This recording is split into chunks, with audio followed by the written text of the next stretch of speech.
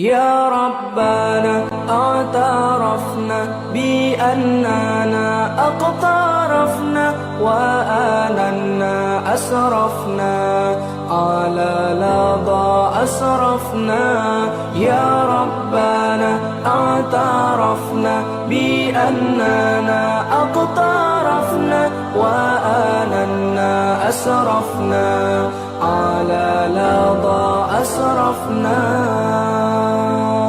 فتب علينا توبة تغسل لكل حوبة واستر لنا العورات وآمن الروعات.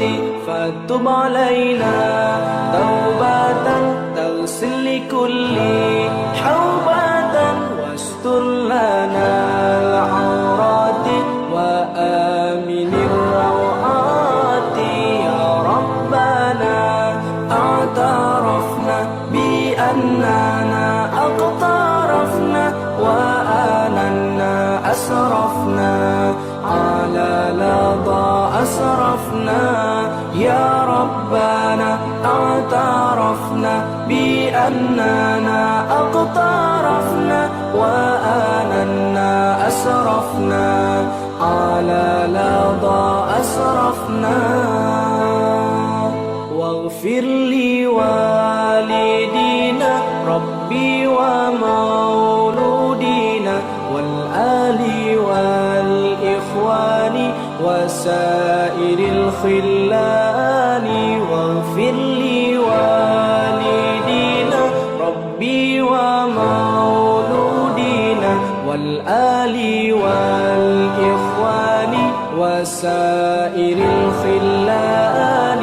يا ربنا اعترفنا بأننا اقترفنا وآننا أسرفنا على لظى أسرفنا. يا ربنا اعترفنا بأننا اقترفنا وآننا أسرفنا على لظى أسرفنا. فضلا وجودا منا لا باكتساب منا بالمصطفى الرسول نحظى بكل سول. فضلا وجودا منا لا باكتساب منا بالمصطفى.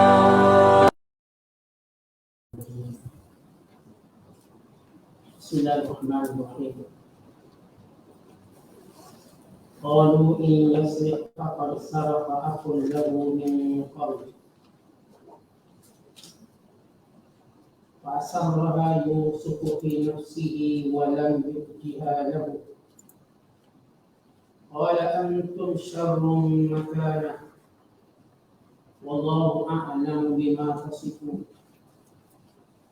قالوا يا أيها العزيز إن له أبا شيخا كبيرا فخذ أحدنا مكانه إنا نراك من المحسنين.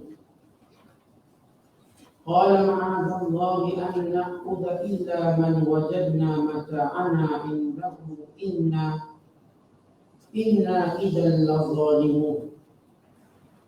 فلما استيئسوا منه خلصوا نجيا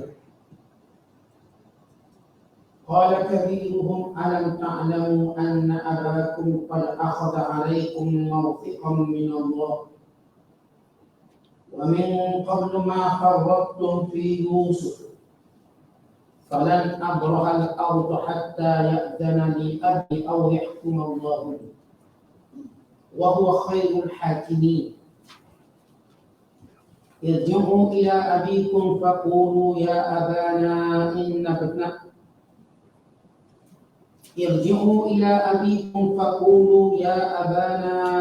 ابنتك سرق وما شهدنا إلا بما علمنا وما كنا للغيب حافظين.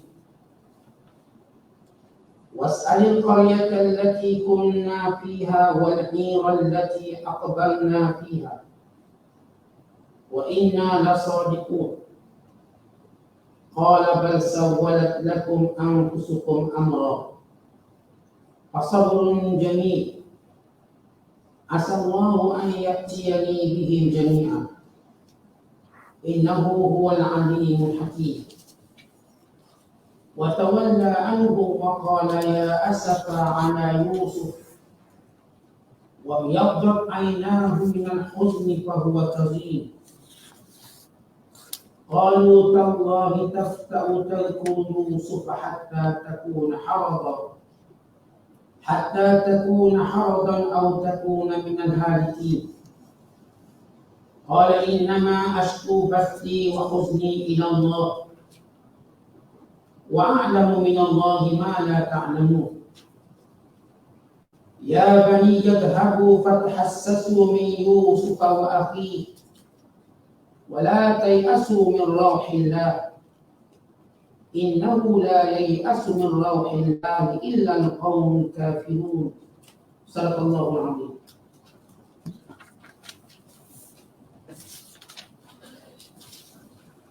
Mereka berkata, kalau dia mencuri, maka tidaklah pelik kerana sesungguhnya saudara kandungnya juga pernah mencuri dahulu. Mendengar kata-kata yang menyinggung itu, maka Yusuf pun menyembunyikan perasaannya dan tidak menyatakannya kepada mereka sambil berkata dalam hati, kamulah yang lebih buruk keadaannya dan Allah Maha mengetahui akan apa yang kamu katakan itu. Mereka merayu dengan berkata, wahai Datuk Menteri, sesungguhnya ia yakni Bunyamin mempunyai bapa yang sudah tua, lagi berpangkat. Oleh itu ambillah salah seorang di antara kami sebagai ganti. Sesungguhnya kami memandangmu dari orang-orang yang sentiasa berbudi. Yusuf berkata, kami berlindung kepada Allah daripada mengambil sesiapa pun, kecuali orang yang kami dapati barang kami dalam simpanan. Sesungguhnya jika kami mengambil orang lain, saya menjadilah kami orang-orang yang zalim. Maka apabila mereka berputus asa daripada mendapat pertolongannya, mereka pun mengasihkan diri dari bermusyawarah tentang hal itu. Berkatalah ketua mereka, saudara yang sulung, tidakkah kamu ketahui bahawa bapa kita telah mengambil janji dari kamu yang dikuatkan dengan nama Allah? Dan dahulu pun kamu telah mencuaikan janji dan sumpah kamu dalam perkara menjaga keselamatan Yusuf. Oleh itu aku tidak sekali-kali akan meninggalkan negeri Mesir ini sehingga bapaku izin aku kembali, atau sehingga Allah menghukum bagiku untuk meninggalkan negeri ini. Dan inilah hakim yang seadil-adilnya. Kembalilah kamu kepada bapa kamu dan katakanlah, wahai ayah kami, sesungguhnya anakmu Benyamin telah mencuri dan kami tidak menjadi saksi terhadapnya melainkan dengan apa yang kami ketahui, dan kami tidaklah dapat menjaga perkara yang baik. Dan bertanyalah kepada penduduk negeri Mesir tempat kami tinggal berdagang, dan kepada orang-orang kafilah yang kami balik beserta, sesungguhnya kami adalah orang-orang yang benar. Setelah mereka kembali dan menyampaikan hal itu kepada bapa mereka, berkatalah ia, tidaklah benar apa yang kamu katakan itu. Bahkan nafsu kamu memperelokkan pada pandangan kamu suatu perkara yang kamu rancangkan. Jika demikian bersabarlah aku dengan sebaik-baiknya. Mudah-mudahan Allah mengembalikan mereka semua kepadaku. Sesungguhnya dialah Jua yang Maha mengetahui lagi Maha bijaksana.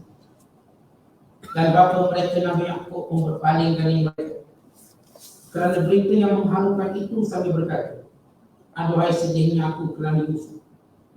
Dan putih dua belah matanya disebabkan ratap tangis berkecita. Dan dia orang yang memandangkan marahnya di dalam hati.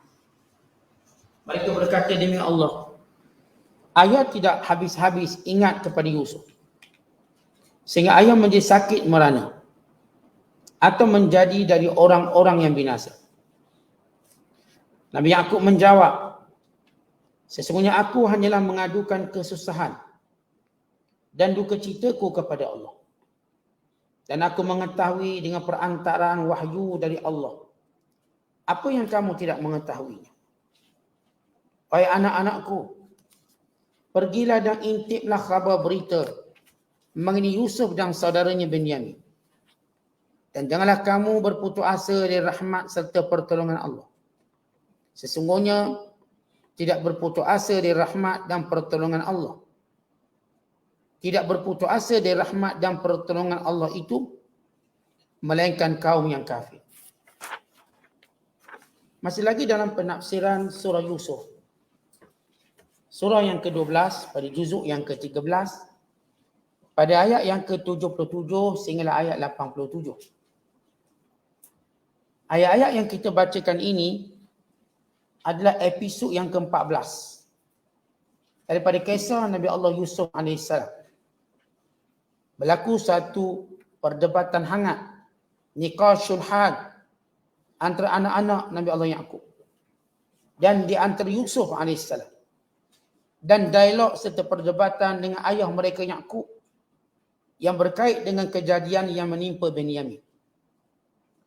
Allah Ta'ala menceritakan dengan firman-Nya, qalu, mereka yakni anak-anak Yaqub 10 orang berkata, in yasriq, kalau Benyamin itu mencuri sebagaimana yang telah diperiksa barangan yang dibawa oleh Benyamin, didapati padanya penyukat diraja yang dibuat daripada emas ataupun perak. Ketika mana mereka merasakan bahawa benar-benar barang yang hilang itu berada dengan salah seorang daripada mereka. Dan ternyata barang itu berada di sisi Benyamin. Dan Benyamin ini ialah anak yang mereka tidak sukai sebagaimana mereka tidak suka Yusuf AS. Dan kita tahu antara Yusuf dan Benyamin merupakan adik-beradik seibu sebapa. Dan ibunya sama yang bernama Rahil, yang meninggal ketika mana melahirkan Benyamin. Maka bila tuduhan itu dikenakan kepada Benyamin, dan kita tahu Nabi Allah Yusuf telah mendapat wahyu dari Allah bagaimana cara untuk mengekalkan Benyamin tinggal di Mesir mengikut syariat Nabi Allah Yaqub. Kerana mengikut syariat Nabi Allah Yaqub, siapa yang didapati barang curi berada di sisinya, maka dia akan ditahan oleh empunya barang sehingga ia dimaafkan. Sedangkan mengikut undang-undang Mesir, dia cuma membayar ganti rugi. Maka Allah mengilhamkan kepada Yusuf melakukan perancangan ini. Kerana anak-anak Nabi Allah Yaqub berpegang teguh dengan ajaran ayahnya Yaqub AS dan syariat. Kerana mereka di kalangan orang yang beriman, cuma perangai mereka dengki pada adik-beradik. Berbeza dengan penduduk Mesir yang kafir, yang menyembah berhala. Dan juga penduduk Kanaaniyin di Palestin yang kebanyakannya menyembah berhala. Maka mereka dengan syariat yang mereka sendiri beritahu kepada Yusuf, kalau sekiranya barang yang dianggap hilang itu berada salah seorang daripada kami, maka yang tu akan ditahan. Diperiksa sehingga ternyata benar atau salah. Dalam tempoh investigasi itu atau tahqiqat, penyiasatan itu, maka orang yang dituduh akan direman, ditahan oleh pemilik barang. Bila barang itu dijumpai di sisi Benyamin, bukan bermakna dia mencuri. Dan saudara-saudara yang juga mengetahui bahawa bukan begitu cara mengadili sesuatu sehinggalah adanya tahqiqat, penyiasatan. Namun mereka telah menganggap Benyamin ini mencuri. Lalu mereka meletakkan tuduhan yang sama kepada Yusuf. Allah menyebut tentang perangai dengki mereka tidak pernah habis kepada Yusuf walaupun Yusuf pada anggapan mereka sudah mati. Dan kedengkian itu pergi kepada Benyamin pula. Kerana mereka bukan adik-beradik seribu. Maka Allah menyatakan, qalu, mereka berkata, iyasrik, kalau memang Benyamin mencuri, faqad saraka akun lahu min qab. Saudaranya dulu Yusuf juga mencuri. Fa asarraha Yusuf fi nafsi. Bila Yusuf mendengar, Yusuf menyembunyikan kemarahannya dalam hatinya. Walam yubdiha lahum. Yusuf tidak menzahirkan kemarahan itu. Kerana mereka sedang menuduh Yusuf yang berada di hadapan mereka. Tanpa mereka mengetahui kejadian yang sebenar. Baik kisah Nabi Allah Yusuf mencuri atau dituduh mencuri. Ada dua riwayat. Yang pertama dikisahkan bahawa Nabi Allah Yusuf AS dijaga oleh ibu saudaranya selepas kematian ibunya Rahim. Di mana ibu saudaranya ini menyembah berhala. Disembah berhala, maka Yusuf AS mengambil berhala tersebut lalu membuangnya. Dicuri berhala yang disembah tadi, maka dibuangnya. Berhala ini dibuat daripada emas dan perak. Diceritakan berhala ini merupakan milik kepada atuknya, iaitu ayah kepada ibunya. Ayah pada ibunya, bila nampak ini peninggalan atuk belah ayahnya, belah ibunya, yakni Rahil, yang menyimpang berhala tersebut, maka dia mengambilnya, lalu dia memecahkannya dan mencampakkannya di jalan. Maka nisbah itulah yang disebut sebagai mencuri. Walhal Nabi Allah Yusuf menghancurkan kesyirikan. Kerana Allah dah beri tanda-tanda kenabian pada usia kecil lagi. Dan mengikut riwayat yang kedua, bila ibu saudaranya yang menjaganya, ketika mana kematian ibunya, maka dia menyayanginya. Manakala Nabi Allah Yaqub AS, bila Yusuf makin membesar, dia makin merinduinya. Selepas beberapa tahun, Yaqub menemui ibu saudara kepada Yusuf AS ini sambil berkata, wahai saudaraku, salimi ilayya Yusuf, serahkan kembali Yusuf kepadaku. Sebab aku sudah menyayanginya, merinduinya. Lalu ibu saudara Yusuf berkata, yang adik-beradik kepada Nabi Allah Yaqub. Dia kata kepada Yaqub ini, wallahi, demi Allah, ma ana bitarikatihi, aku tak akan melepaskan anak ini pada kamu. Sebab dia jaga dia kecil lepas kematian Rahim. Maka bila Yaqub minta balik anak dia, kata kakak pada Nabi Yaqub ni, aku tak akan bagi. Atau saudara pada Nabi Yaqub, aku tak akan bagi. Lalu bila didesak oleh Yaqub, si ibu saudara Yusuf berkata, da'hu indi ayamat, gini, boleh tak kalau kamu nak juga biarkan Yusuf beberapa hari bersama aku, supaya aku melepaskan rindu. Lepas tu nak ambil.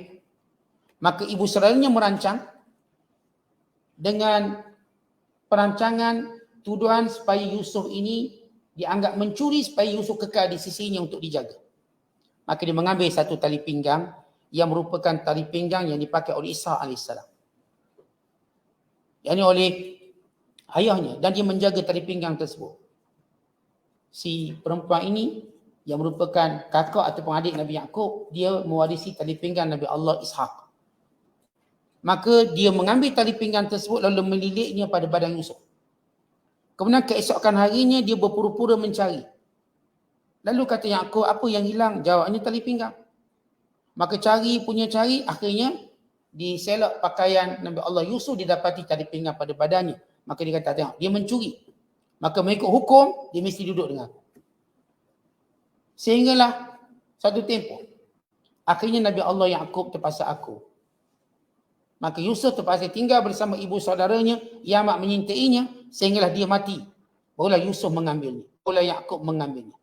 Inilah kisah tuduhan saudara-saudara Nabi Allah Yusuf terhadap Yusuf AS tentang kecurian waktu kecil. Walhal, pertama, kalau benar ia mencuri dalam bahasa mereka, ia dilakukan waktu Yusuf masih kecil. Dan orang masih kecil tak disebut mukallaf, kita tak boleh menisbahkan kesalahan pada budak kecil. Kerana mereka tidak mukallaf. Yang kedua, yang dicuri oleh Nabi Allah Yusuf itu ialah berhala yang dipecahkan. Maka ia menunjukkan kesyirikan yang dihentikan. Atau kalau mengambil riwayat kedua, tali pinggang, maka itu ialah perancangan ibu saudaranya yang hendak membiarkan Yusuf kekal tinggal bersamanya kerana ia menyayanginya. Sehinggalah ibu saudaranya mati, pula diambil oleh Yaqub AS, yang akhirnya dia ketahui memang dilakukan oleh ibu saudaranya begitu. Dan adik-beradiknya juga mengetahui hal itu. Kerana itu bila mereka berkata, kalau Benyamin mencuri, patutlah memang keturunan pencuri. Dia punya abang juga mencuri. Menunjukkan bahawa mereka memang menyimpan dengki tak habis lagi. Walau Yusuf yang mereka anggap sudah mati, masih lagi mereka sebut-sebut. Dan mereka menisbahkan salah itu juga kepada Benyamin. Berlaku perdebatan mereka dengan Benyamin. Ketika mana mereka berkata pada Benyamin, memang kamu ni jenis adik-beradik mencuri. Mak sama, patutlah kamu mencuri, abang kamu juga mencuri. Ia merujuk kepada Yusuf AS. Maka Benyamin membela dirinya. Dia berkata, bagaimana kamu tahu aku mencuri? Hanya kerana barang tersebut berada di tempat ataupun berada di tempat aku. Bukan bermaksud aku mencuri. Lalu kata saudara-saudaranya, kalau begitu, siapa yang meletakkan barang tersebut di dalam bekalan kamu? Maka jawab Benyamin kepada abangnya. Dia kata, wada'ahu fi rahli man wada'al bida'ata fi rihalikum. Yang meletakkan sukatan itu dalam bekalan aku ialah yang meletakkan bekalannya pada kenderaan kamu. Bila Benyamin ditekan begitu, dia kata, sebenarnya aku tak mencuri. Apakah kamu nampak aku curi? Tak nampak. Hanya kerana barang itu berada bersamaku, apakah itu bermaksud mencuri? Apakah itu undang-undang yang dipakai oleh semua orang? Contoh, kalau ada satu barang curi berada dalam beg seseorang, apakah dengan sebab itu terus dituduh mencuri? Sedangkan beberapa istibahat atau beberapa keraguan muncul. Mungkin ada orang nak fitnah. Mungkin bila sesuatu ada keraguan padanya, maka gugurlah tuduhan. Apatah lagi tak ada seorang melihat dia mengambilnya atau memegangnya. Lalu Benyamin menzahirkan sebenarnya bila tekanan-tekanan daripada adik-beradiknya. Bila adik-beradiknya berkata, memang kamu ni adik-beradik pencuri. Ibu kamu Rahil cuma melahirkan 2 pencuri. Mereka berkata, Anna Rahil waladaini lisaini. Ni mak kamu ni, jenis ibu yang melahirkan 2 pencuri. Summa qalu, kemudian mereka berkata, ya bani Rahil, anak-anak Rahil, ma akhtaral bala alaina minkum. Sejak mu ada ni memang bawa bala banyak. Lalu Benyamin menjawab, bala kami sebab kamu. Kamu kata banyaknya bala sebab kamu ada berdua ni, suai kami. Sebenarnya kamulah yang buat suai. Jadi kamulah yang bawa bala sehingga kamu membuli kami. Bukankah kamu telah menghilangkan dan membinasakan saudaraku? Dan kamu telah merancang pembunuhannya. Lalu bila mereka menuduh lagi, lalu kata Benyamin, habis bagaimana barang tu? Bila saudara-saudara Benyamin berkata, bagaimana barang-barang itu berada di tempatmu? Maka dia menjawab, barang itu diletakkan oleh orang yang meletakkan bekalan untuk kamu. Itu menzahirkan Yusuf buat. Atau dengan kata raja tu yang buat. Bila disebut raja yang buat, dia tak mungkin berani tuduh raja. Kalau dia tuduh raja, raja sebenarnya, pasti dia dihukum lebih berat. Dan mereka dengan kedengkian mereka pada Benyamin, tidak mungkin mereka percaya. Dan mereka dengan kedengkian pada Benyamin lebih percaya bahawa Benyamin mencuri. Walau tidak ada asas kecurian di situ. Maka sesudah berlaku tuduh-menuduh tersebut, bahkan mereka kata Yusuf pun mencuri juga dulu. Maka Nabi Yusuf yang berada di hadapan mereka menyembunyikan rasa marah. Kalau tidak, dia menahan marahnya, nescaya dia akan zahirkan siapa dia waktu itu. Yang kata menamatkan episod dengan lebih cepat. Sedangkan ada beberapa perkara lagi yang penting untuk diselesaikan. Maka Yusuf menahannya. Walam yubdiha lahum. Tidak lagi Yusuf memperkenalkan siapa dirinya. Dan tidak menzahirkan perkataan marahnya. Qala antum. Lalu Yusuf berkata pada dirinya, monolog dalam diri, antum syarru makana, kamu yang jahat sebenarnya. Kamulah yang mencuri aku, memisahkan aku daripada bapaku yang aku. Lalu merancang membunuhku dengan mencampakkan aku dalam perigi. Kamu yang paling jahat. Sebab kalau betul lah aku curi dengan tuduhan kamu, aku cuma menghapuskan syirik. Dan aku cuma ibu saudara yang melakukannya untuk menjadikan aku kekal dengannya. Tapi kamu yang jahat, yang mencuri aku daripada ayah aku Yaqub, lalu memisahkan aku, lalu cuba membunuh aku. Kamu paling jahat. Tapi ungkapan itu cuma monolog dalam diri. Menolak dan dengan ucapan dalam dirinya. Tetapi yang Nabi Allah Yusuf zahirkan, wallahu a'lamu bima tasifun. Tuhan lebih mengetahui apa yang kamu cerita. Aku tak nak komen apa-apa, kamu kata ni Benyamin mencuri, macam mana saudara Yusuf mencuri? Lalu kata Nabi Yusuf, yang kadang mereka tak kenal Yusuf, Allah lebih tahu apa yang kamu maksudkan semua. Aku tak nak tahu cerita-cerita kamu, Allah lebih mengetahui apa yang kamu maksudkan.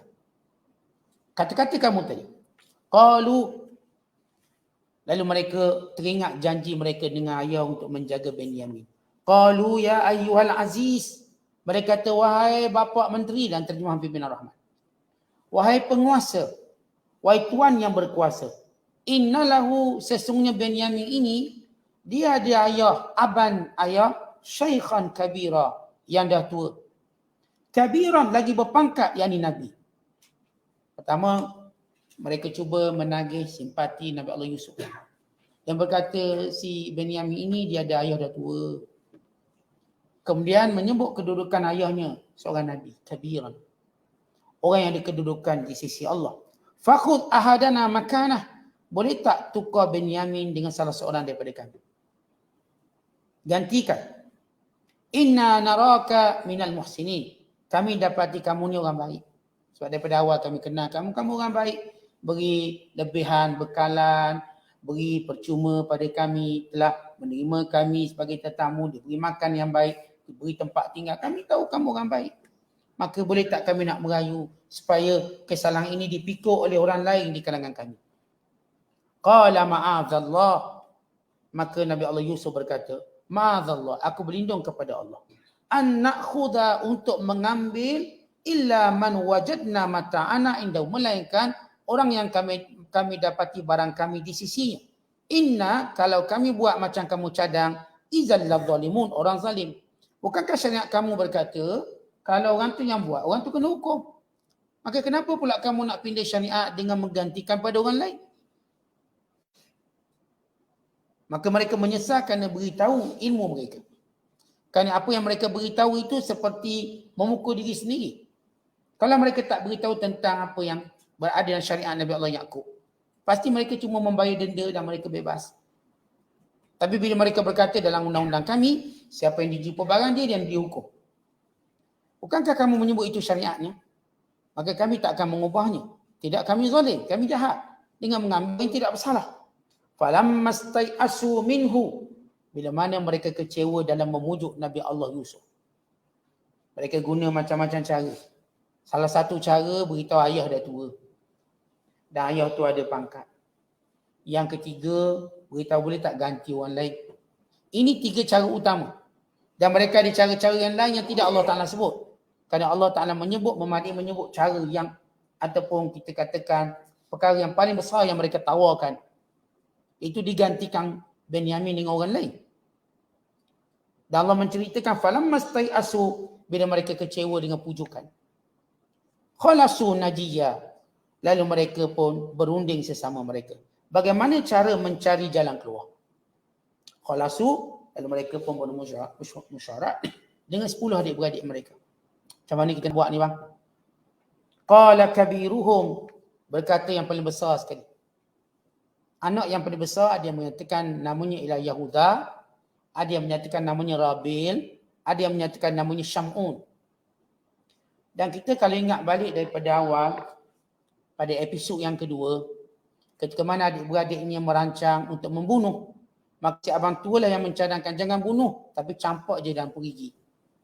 Biar dia menjauh daripada bapa. Lepas tu kita jadi orang baik. Ternyata abangnya lebih ada keperimanusiaan.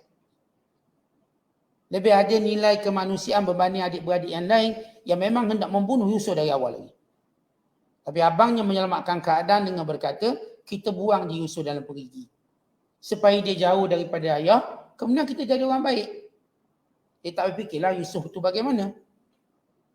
Maka yang besar ni kata, alam ta'lamu, tidakkah kamu tahu? Tidakkah kamu ingat?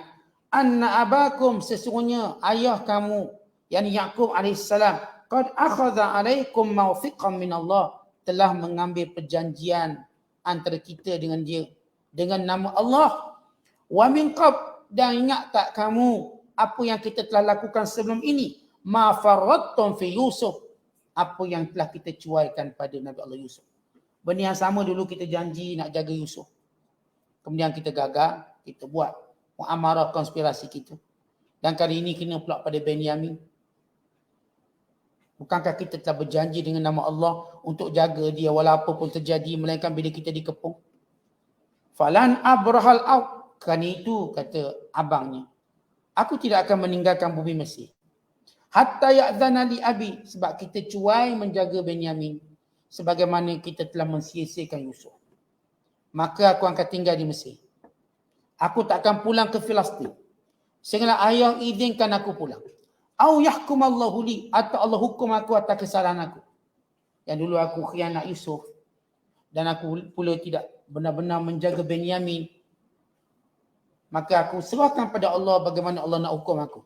Ini keinsafan dan inilah taubat pertama adik-beradik Yusuf yang dimulai oleh abang sulungnya. Dan ini pendapat peribadi abang sulungnya yang mengambil sikap menghukum dirinya tanpa menggunakan kaedah menuduh adik-beradik yang lain. Dia mengambil sikap tanggungjawabnya. Mereka sama-sama salah, mereka sama-sama buat konspirasi, tetapi abangnya mengambil sikap bertanggungjawab atas kesalahan itu. Sehingga dia berkata, kita telah memungkiri janji kita dengan ayah kita.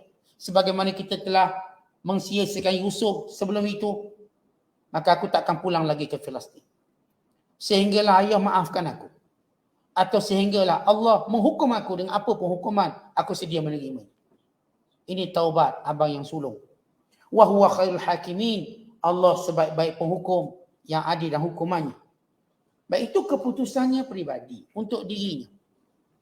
Tapi keputusan itu tak boleh menyelesaikan apa-apa. Hanya tindakan peribadi seorang abang. Maka abangnya melihat ada cara yang lain pula yang perlu dibuat. Yang dia ni mengambil keputusan atas tindakan, atas tanggungjawab peribadi, akan duduk di Mesir.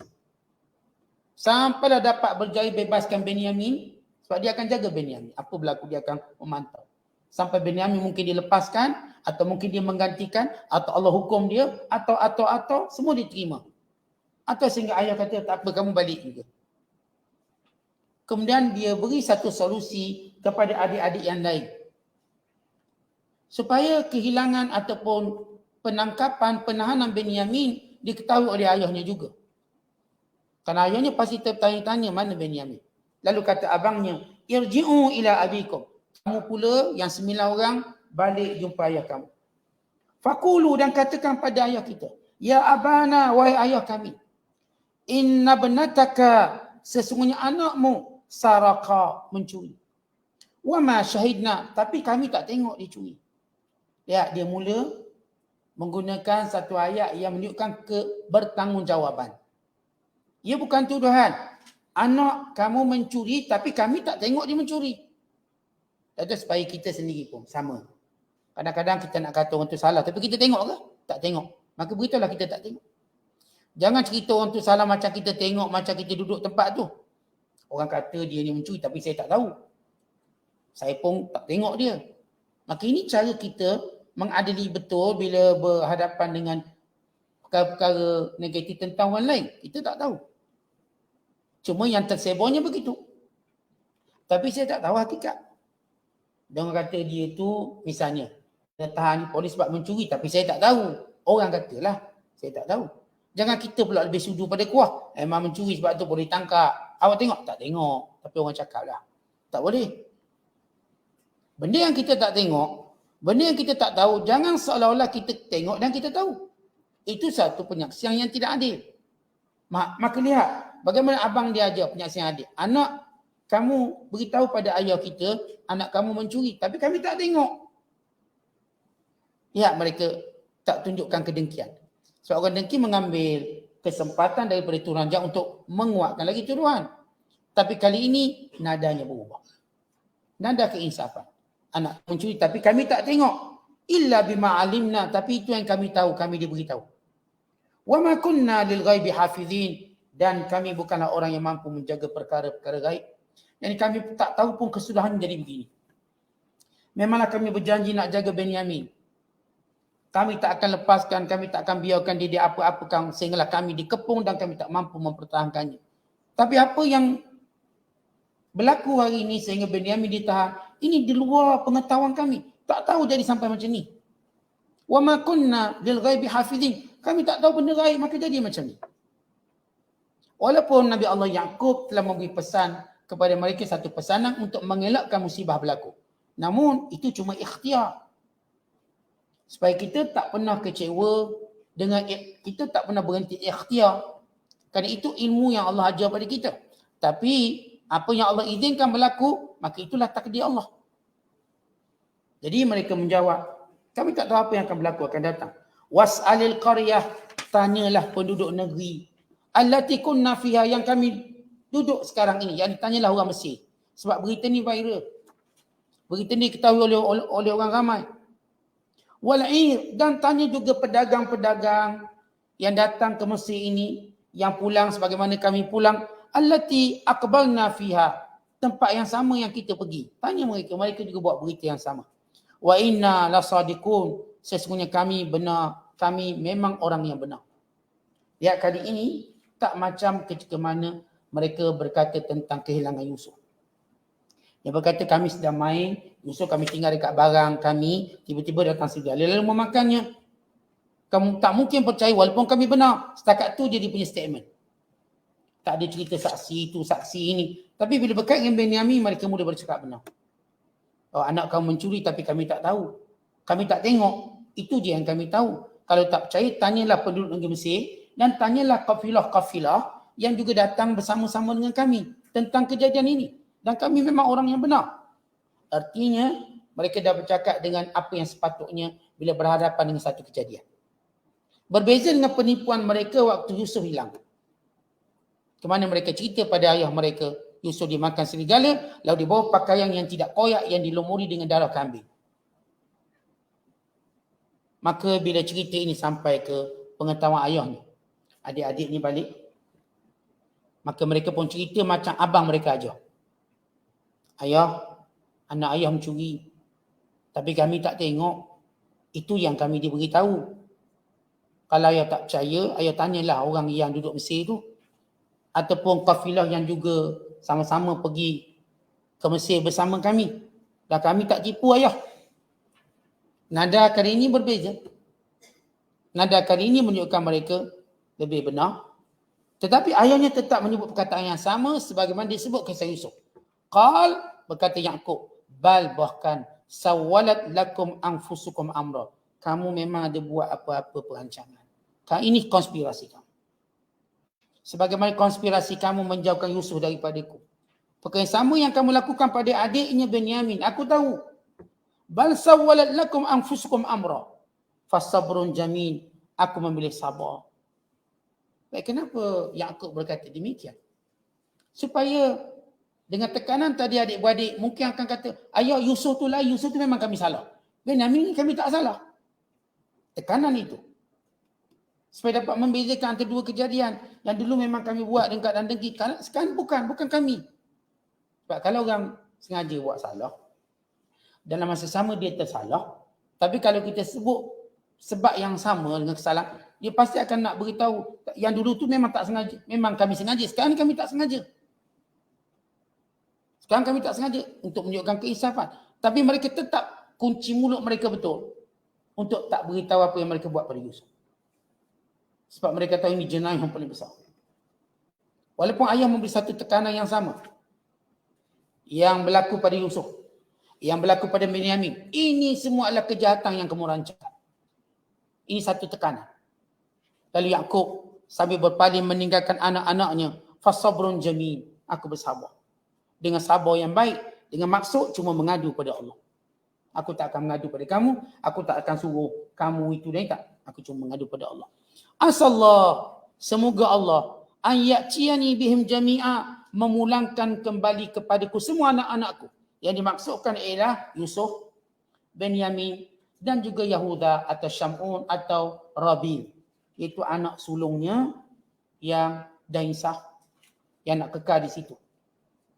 Sebab Nabi Yaqub ni ternyata walaupun anak-anak dia macam tu, dia sayang semua anak dia. Dan itulah tabiat seorang ayah dan seorang ibu. Mungkinlah kadang-kadang pelakon ibu ayah pada anak tertentu berbeza kerana sebab-sebab tertentu. Namun secara umumnya mereka sayang semua. Kalau hilang anak ni pasti dicari, pasti dirindui. Lalu kata Yaqub, moga Allah mengembalikan semua anak-anak aku. Innahu sesungguhnya Allah huwal alimul hakim. Mengetahui lagi maha bijaksana. Allah tahu apa yang kamu buat semua. Dan Allah bijaksana dalam menentukan takdirnya pada aku. Supaya kita mengetahui segala takdir Allah itu dengan penuh kebijaksanaan. Wa tawalla anhum. Lalu Yaqub meninggalkan anak-anak mereka. Wa qala sambil berkata, ya asafa, aduhai sedihnya. Ala Yusufa, apa yang berlaku pada Yusuf. Tetap disebut Yusuf, dia tak sebut Benyamin. Kenapa? Kerana dia tahu Benyamin satu apa yang diceritakan oleh anaknya benar. Tapi Yusuf satu benda yang tidak diketahui. Benyamin dia tahu tempat kedudukannya di Mesir. Lambat laun dia akan dibebaskan. Tapi Yusuf tidak tahu keberadaannya di mana. Dan Yusuf jauh lebih disayangi kerana dia ada tanda-tanda kenabian. Sebab itu disebut balik, ya asafa, aduhai sedihnya, ala Yusufa, apa yang menimpa Yusuf. Wa biyaddat ainah, dan matanya kedua-duanya menjadi putih. Minal huzni, kerana kesedihan, fahuwa kazim, dalam keadaan dia menahan marah. Diriwayatkan bahawa Nabi Allah Yaqub ini selepas Yusuf AS dipisahkan darinya, dia sentiasa menangis. Sehingga buta kedua belah matanya. Yang ada pada matanya cuma putih, tak ada lagi yang hitam. Semuanya ada, dipanggil selaput putih yang menutupi matanya. Dan kadang dia menahan marah. Sehingga satu malam dia bermimpi bertemu dengan malakul maut. Lalu Nabi Allah Yaqub berkata, wahai malakul maut, apakah kamu sudah mengambil nyawa anakku Yusuf? Lalu kata malakul maut, tidak. Anakmu Yusuf aku tak ambil lagi nyawa dia. Maka Nabi Allah Yaqub mengetahui Yusuf masih hidup. Maka yang sedihnya ialah di mana Yusuf berada. Maka sebab itu dia masih menyebut Yusuf. Kerana kehilangan Yusuf benar-benar konspirasi. Berbanding kehilangan Benyamin. Sebab itu dia terus menyebut tentang Yusuf. Qalu, lalu anak-anaknya berkata, tallahi demi Allah, tafta'u, kamu berterusan, tazkuru Yusuf, mengingati Nabi Yusuf. Hatta takuna haradan, sehingga kamu jadi lemah, sehingga kamu jadi makin sakit, sehingga kamu jadi tak terurus. Atau takuna minal halikin, atau sehingga kamu mati.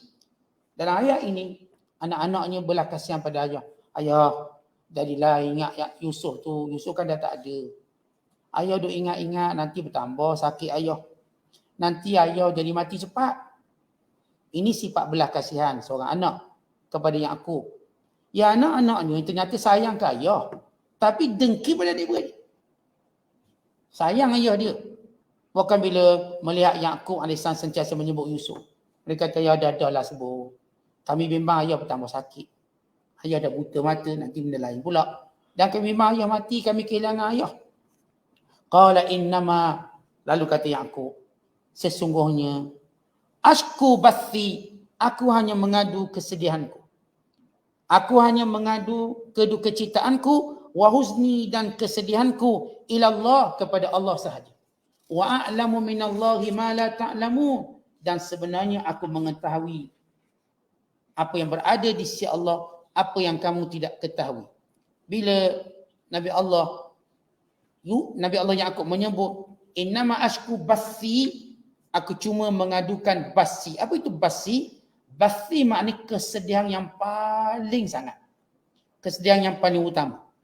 Yakni dengan kehilangan Nabi Allah Yusuf AS. Wa huzni, yakni kesedihan yang baru ini. Sedih apa yang berlaku pada Yusuf, maka ini dipanggil sebagai basi. Basi ini maknanya kesedihan lama, yang bertahun-tahun lamanya. Huzni ialah kesedihan baru. Benyamin pula. Abang dia pula. Maka kata Nabi Allah Yaqub, tak payah nak kesian-kesian kat aku dah. Aku pun kalau apa berlaku tak mengadu kat kamu. Aku mengadu pada Allah. Dan Allah mengetahui, aku mengetahui daripada Allah apa yang kamu tak tahu. Aku dapat petunjuk dari Allah tentang mereka semua. Dan kadang kamu tak tahu, aku mengetahui kejahatan kamu. Aku tahu perancangan kamu. Aku tahu apa yang kamu lakukan sebenarnya. Tetapi para Nabi, mereka tidak boleh memberitahu sesuatu tanpa bukti. Walaupun mereka tahu. Supaya tidak dipergunakan oleh orang-orang yang bodoh dan jahil untuk terus menuduh orang tanpa bukti. Para Nabi, tuan-tuan, mereka dapat mengetahui dari Allah. Tapi kalau sekiranya sesuatu itu perlukan bukti, mereka tak akan sebut. Mereka membunyikannya. Sehingga datang bukti melalui pengakuan anak-anak. Sebab itu Nabi Allah Yaqub cuba memancing supaya anak-anaknya mengaku mereka buat salah. Tapi anaknya masih mengunci mulut. Kan mereka tahu kesalahan mereka cukup besar. Umpama kata pepatah, biar pecah di perut, jangan pecah di mulut. Ini ungkapan-ungkapan yang menunjukkan mereka nak sembunyi juga rasa. Sebab itu tekanan yang dibawa oleh Yaqub. Kalau kita perhatikan, Yaqub terus menyebut tentang Yusuf. Biar mereka ini, kita katakan, terpancing dengan umpanan tadi. Yaqub terus bercerita tentang kesihannya kepada Yusuf. Dan terus menyebut ini memang perancangan dan kejahatan kamu. Semua pancingan itu untuk menjadikan mereka mengaku. Tapi mereka kekal menyembunyikan. Ini penjahat yang paling kuat kunci mulut mereka. Sebab itu Yaqub alaihissalam masih terus untuk melihat ataupun untuk menyuruh memaksa anak-anaknya mengaku. Dengan cara pengakuan. Kemudian Nabi Allah Yaqub berkata, Ya bani, wahai anak-anakku. Wahai anak-anakku, ini satu permintaan aku. Izhabu, keluar semua kamu dari rumahku. Keluar. Fatahassasu, dan kamu pergi cari Yusuf. Baik, dimulakan dengan Yusuf. Sebab dia kata, aku tahu dari Allah apa yang kamu tak tahu. Yang aku tahu Yusuf masih hidup. Maka dia sebut kepada Yusuf masih hidup. Fatahassasu min Yusuf. Kerana itu kamu nak mencari, carilah berita-berita tentang Yusuf AS. Cari. Kemudian dia menyebut wa akhi dan saudaranya Benyamin. Kamu cari dua-duanya. Wala tayasu min rauhillah. Kalau kamu benar anak-anak aku, jangan kamu berputus asa daripada pertolongan Allah. Innahu, sesungguhnya, la yayasu, tidak berputus asa, min rauhillah, daripada pertolongan Allah, daripada bantuan Allah, illal qaumul kafirun, melainkan kaum yang kafir. Baik, di sini kita lihat bagaimana Nabi Allah Yaqub masih lagi memancing supaya anak-anaknya berkata sesuatu tentang Yusuf. Lalu kata Nabi Allah Yusuf, ingat aku ni Allah wahyukan pada aku sehingga aku tahu sesuatu yang kamu tak tahu. Kerana itu aku minta kamu semua, wahai anak-anakku, kamu pergi ke Mesir balik. Balik ke Mesir balik, kamu cari Yusuf dan kamu cari saudaranya Benyamin. Seolah-olah secara kuat Nabi Yaqub mengetahui Yusuf berada di Mesir. Dia tahu melalui wahyu Allah, ilham yang Allah berikan kepada dia. Kamu cari beritanya. Pergi ke Mesir, tanya tentang saudaramu Yusuf, tanya tentang saudaramu Benyamin, bagaimana keadaannya. Dan terus berharap sehingga kamu dapat mempertemukan aku dengan mereka. Kamu jangan putus asa. Cari dan cari. Kenapa? Kerana orang yang berputus asa itu cuma orang-orang yang tidak percaya kepada Allah. Dalam satu hadis, kata Ibn Abbas, radhiyallahu ta'ala anhuma, innal mu'min minallahi ala khairi, yarjuhu fil bala, wa yahmaduhu fil rakha. Orang beriman sentiasa mendapat daripada Allah kebaikan. Walau apapun ujian, dia terus mengharapkan Allah.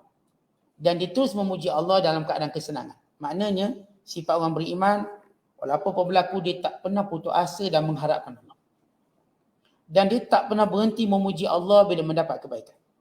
Dan dia tidak pernah berhenti mengharap kepada Allah bila diuji oleh Allah. Dia tetap yakin akan ada jalan keluar, akan jumpa benda yang hilang, akan itu, akan ini. Lepas tu kita orang beriman, kalau hilang satu barang sebagai contoh, kita sentiasa wasaka baik satu hari nanti kita akan jumpa. Kita tak kata tak jumpa dah lama Ustaz dah tak jumpa. Jangan, itu putus asa. Bahkan katakan, insya-Allah saya akan jumpa.